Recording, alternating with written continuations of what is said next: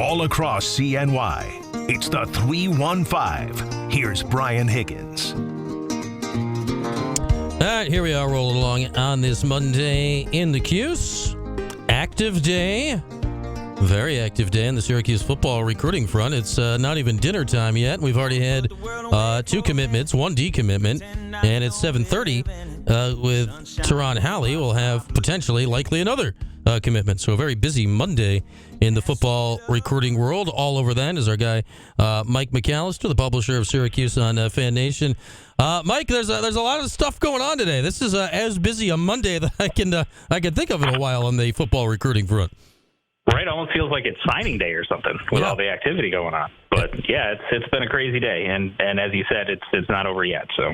And I guess the problem is it's not signing day, and none of this is official. And with that, that's I thought we were going to come on. We'll get to the guys that have actually verbal today, but as we always do with recruiting, we start on the quarterback. So Jakari Williams out of Georgia verbals over the weekend. He was the second quarterback recruit of the class in 2 weeks, and now he's the only one, as Brendan Zerbrug has gone from 8 days verbaling to Syracuse to 8 days later verbaling to Northwestern. What do you make of the quarterback comings and goings here the last week? Yeah, I think, we'll start with Jakari. He's a really good get for Syracuse. There's a ton of potential there. He is really athletic and is a very talented runner. He ran for over 1,000 yards and 8 or 9 touchdowns last season as a junior. And, there's still some things mechanically with his throwing motion that they're obviously going to work on, but he kind of fits the mold. If you go back and look at the history of Jason Beck and the type of quarterbacks that he's had at BYU with Taysom Hill and then Perkins and some other guys at Virginia that were, really athletic quarterbacks coming out of high school and still needed some development in order to, become a little bit more consistent as a passer. And he developed those guys into guys that got NFL looks or, made NFL rosters. And, I think this kid fits the mold of what those guys were coming out of high school, maybe even a little bit further along in some respects. So I think they're really happy with grabbing a guy of his caliber. As far as Zerbrug goes, he's a little bit better of a passer than what Williams was, and so I think he felt pretty good about the balance there. But he's from Ohio. He's in Ohio. He's in Big Ten country, and I think this was one of those situations where he kind of always wanted to play Big Ten football. That was always going to be the concern with him. Was is a Big Ten school going to make a major push late in the cycle to try to steal him from him, a la what happened with Lenora Sellers last cycle, and even a little bit sooner than they thought. And I think what happened there was, he got the offer from Northwestern before the day of his Syracuse visit. He was coming to Syracuse kind of with the intention of committing, but then that Northwestern offer happened, and even though he still felt it was a great visit and a good situation at Syracuse, and wanted to commit and did, I think there was something in the back of his mind. It's like, let me just go check out Northwestern and make sure that, my feeling towards Syracuse is legitimate. Don't want to have any regrets and, change his mind. He's a teenager after all, and as we know, they change their mind quite frequently. So it's, decommitments happen. There's usually, anywhere from 2 to 4 in a cycle. So, it doesn't necessarily mean that every verbal Syracuse gets you should going forward. It's just kind of the nature of the business. Yeah, that one may have won the lightning round for as fast as you could turn a commitment into a decommitment. With some, this is not really a Zerbrug thing. I mean, is it as simple as what you just said, Mike, and let's not overthink the minds of 16-year-olds? Or are they trying to make sure they don't lose a spot? Like, what do you think causes so many of these rapid-fire commitments that then turn around as fast as they do? Yeah, there's usually a variety of factors there, right? Like part of it is certainly trying to cool. There's certainly that plays a factor in some of these decisions, but there's a variety of things that play into it. Sometimes you think you found a spot that's your perfect place and you commit there and everything's good, and then something else comes along. There's a coaching change somewhere. Your position coach changes, your primary recruiter changes, whatever the case is. So there's a lot of reasons why these things happen. Sometimes kids just get really excited about a school and a visit and commit, and then, a couple months later go, maybe that wasn't the best decision. Maybe I rushed into it a little too much, and take a step back and end up, deciding to pick somewhere else. So variety of reasons, but certainly trying to make sure you don't lose your spot plays a big factor in some of these. Jakari Williams, obviously, he's higher ranked than Zerbrugge and the whole thing. So you're still, at least in theory, set there. How hard are Syracuse going to have to fend off, advances from other schools on this guy until December? Well, I mean, the good thing is, he was once committed to Georgia Tech and then decommitted. So, he's already had an offer from an in-state school. If you're looking at potentially fending off, a South Carolina repeat situation with Lenore Sellers, as I mentioned before. Georgia Tech, I think, would kind of be the school you'd be most worried about there. I'm not sure that, barring some sort of, spectacular senior season, I'm not sure he's going to rise to the level that you'd worry about Georgia coming in trying to poach him. But, if they do, I mean, it is what it is, right? I mean, there's not much you're really going to do there if Georgia decides they're going to come in and go all out and try to flip him, being an in-state kid from a program like that. So, but the fact that he's already been committed to Georgia Tech, he's already been committed to the staff that's there, and decommitted, reopened his recruitment, I think you feel pretty solid there. But of course, you're going to worry that he's going to have a massive senior season, and some other schools, from down south are going to try to come in and poach him. But you have to bank on the relationship, and I think, the stronger relationship you have for a longer period of time, most of the time it's not going to turn out the way it did with Lenore Sellers. So you can't be too scared off just because that situation didn't go the way you wanted. Yeah, big picture, adding in the transfer portal too, Mike. It's been 3 straight cycles now. They've gone out and added an SEC transfer quarterback, and you back out and you look at recruiting rankings, and like the guys they have in the room now who they didn't get out of high school, Schrader, Carlos Del Rio Wilson, and the newest guy, Braden Davis, would all rank, higher or as high as this Williams, and basically higher than any other quarterback the Orange have ever had. Like, is that almost a more viable path right now for Syracuse to get a top-level talent guy than looking for guys out of high school? Well, I do think that they're going to try to keep an option open most off seasons to do just that. And the benefit is, if you can get a guy who's, only 1 or 2 years removed from high school, who was a very highly rated recruit, went to a spot, couldn't get on the field, and decided he wants to change the scenery, you can stockpile your quarterback room, or even other positions for that matter, with very highly touted high school recruits. And when you get them only a year out of high school, but as a transfer, now you've got them locked in because they can't transfer again without sitting out a year. Yeah. And most kids don't want to do that. So there is certainly a very, very positive, very strong positive benefit to approaching it that way. That doesn't mean you're going to ignore high school recruiting, but there's certainly a benefit to that, and I do think Syracuse is going to continue to try to do that each offseason, specifically with guys that they lose, right? You lose guys at the portal at a certain position, and then you sort of hit that same position to replenish what you lost. Yeah, I'm all in on that idea. Like, the SEC schools, like, they're all recruiting like these 4 or 5-star guys every year, and then they're all having 2 or 3 guys transfer every year. Might as well go get one of those guys that wants to play.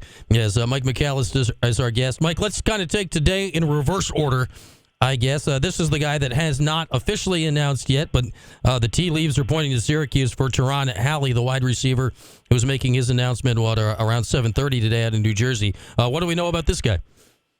Yeah, he's a 6', 6'1" wide receiver. I think he's versatile enough that he could play either in the slot or on the outside. Very productive at the high school level. The interesting tie he has to Syracuse is that he plays at Millville High School in New Jersey, and Syracuse's newest director of high school relations, Dennis Thomas, was a former high school head coach at Millville High School in New Jersey, and he actually coached Teron himself when he was there, so a couple of years ago. So there's an obvious connection there, familiarity on the Syracuse staff with the type of player he is, and they've been recruiting him for a while. They saw him run and do some workouts in person at a Monmouth satellite camp a little over a week ago.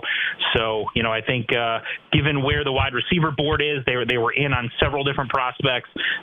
Sayer Torrance committed to Michigan State recently. Jason Robinson committed to Washington recently. Justice Williams, who was the son of former Syracuse tight end Roland Williams, he committed to Washington as well. And so, they were after Teron anyway. They were going to go after him anyway, but, the fact that you see some of those guys fall off the board, makes him that much more of an important prospect for Syracuse. So they're hoping that they get some good news today. And I think, he's got the potential to be, maybe like a Taj Harris type in terms of his skill set and what he would bring to the table. Okay. The skill set of Taj Harris was never what was in question. So that would be good news. Also, same high school as LaQuint Allen. So that is worked out so far for Syracuse. Earlier today, I always love to see a big offensive lineman coming your way, and that's what Willie Goodacre, which is a great name for an offensive lineman, coming Syracuse's way out of Texas. And it looks like the Orange beat out some legit competition for him. Yeah, he had several Power 5 offers from, multiple Power 5 conferences. And so anytime you can get a guy from one of the bigger programs in Texas who has multiple Power 5 offers from across the country, I think you feel pretty good about getting a prospect from that school, let alone an offensive lineman who's 6'5", 6'6", and already over 300 pounds. So a lot to like about him. I think he's got the potential to either kind of keep his weight as is, but, reshape his body a little bit and, work on some intangibles and stay as a tackle, or perhaps put on, another 15, 20 pounds and slide inside a little bit. I think he's got the versatility to play either or. He's very athletic. If you moved him inside, I think he'd be one that you could see pulling quite a bit, depending on the types of plays that Syracuse is running, but he's certainly got the option to do that if they decide to run some screens and kind of send him out in front to block. I think he's athletic enough to do that and take out a couple of guys. But yeah, I think the upside for him is pretty high, and Syracuse certainly feels pretty excited about getting, as I mentioned, someone from a high caliber program in Texas with that many Power 5 offers. Yeah, I mean, he's a large human from Texas, as you said, and always good to add help like that on either of the lines. The day started with the verbal from Michael Matthew Canty, he's a D-back out of Virginia. Kind of the opposite for him, right, than Goodacre. The other offers were not of the Power 5 variety, but what sticks out about this guy? Yeah, that's exactly where I was going to go, in that he's someone who Syracuse identified not necessarily because, look at him, he's got all these stars and all these accolades and all that, and bunch of Power 5 offers, and the thing about Goodacre is he not only had Power 5 offers, he had Power 5 offers in state and regionally with the Kansases and the Arizona States and the Houstons, whereas Matthews Canty did not have that. He had some local offers, but none from the Power 5 schools, the Virginias and the Virginia Techs. Syracuse looked at him because I think what scared off some of the other Power 5 schools is that he's kind of in between a safety and a linebacker. So it's like, what exactly do you do with him based on what his skill set is and his athleticism and all those types of things? Syracuse has a position for that in their 3-3-5. It's called rover. And so it's almost one of those where some other schools might miss out because they don't know exactly what to do with him, whereas Syracuse is like, we know what to do with you. We're going to put you in this position that's tailor-made for a player like you. And that's what they see with him and see him fitting into once he gets to Syracuse. Yeah, as you said, Syracuse starts that position. Like, that position is one of these starters on defense. Right. So that makes sense. And it's one of the players that honestly, they get put in position to, actively go make plays. So that could be a good marriage there. Michael, where are we at right now with this class? I mean, it's top 40 in the country right now. How much more work do they have to do before we get to signing day, which, again, is still, more than 5 months from now? It is, and it's going to be, kind of interesting to see how things go, this fall and as players play their senior seasons and what other schools are trying to come after guys and flip them. And, that's always a downside to getting a bunch of commitments early, right, is that you get a bunch of other schools coming after your guy. So as important as Syracuse chasing some other targets is going to be, it's going to be just as important to continue to recruit the guys that are already committed. And that's going to be very important for the rest of the recruiting cycle. But they're certainly going to go after some more guys. Wouldn't surprise me if they continued to look at linebackers as options. They're going to evaluate quarterbacks with losing Zurbrugg to see if they can grab a second one, see maybe who emerges as having a strong senior season this year, and perhaps go after one of them. But as we talked about before, good news is you've always got the portal there if you can't find someone. So they're not going to force it if they can't find someone they think is good enough. And, I still think they're going to look for some secondary help. One of the guys that was on campus this past weekend, his name is Willie Love. He's a 4-star defensive back from New Jersey. He wasn't on an official visit, but he participated in a 7-on-7 camp that they had going on with his teammates from Eastside High in New Jersey. and he's just extremely talented. The big thing with Syracuse is they have different coaches in the secondary than when they first started recruiting him.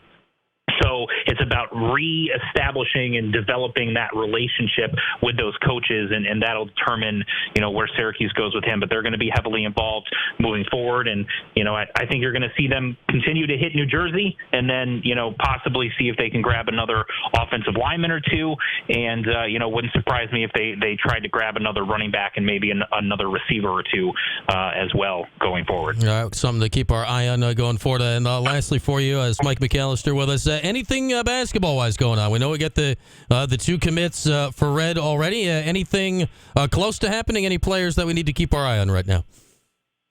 Nothing that's close as far as like a commitment or anything like that. But I think if you're a Syracuse fan, one of the primary guys you're looking at in the 24 class is Jaleel Bethea, the kind of tweener guard, forward wing combo guard type from the Philadelphia area. He is not emerging, but pushing 5-star caliber. Some recruiting rankings that are coming out are putting him, when they update him, they're putting him in the top 20 or borderline 5-star or right on the 5-star line.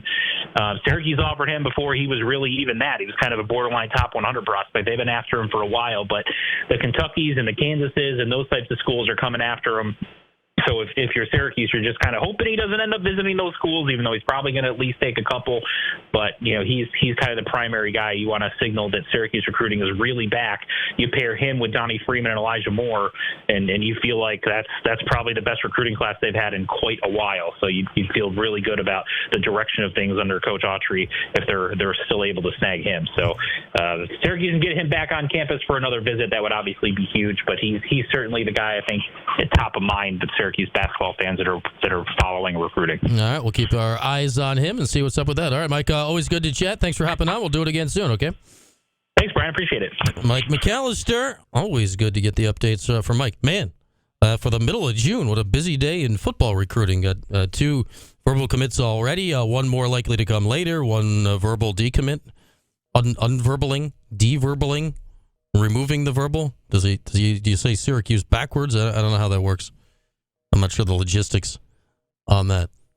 Is that like when you decommit to Syracuse University, is that like committing to the University of Syracuse? How does it all play? I'm not sure, but fascinating times. With that, we'll take a break. Tim will be in, little 411 in the 315 when we come back after this. It is QSportsTalk.com and ESPN Radio.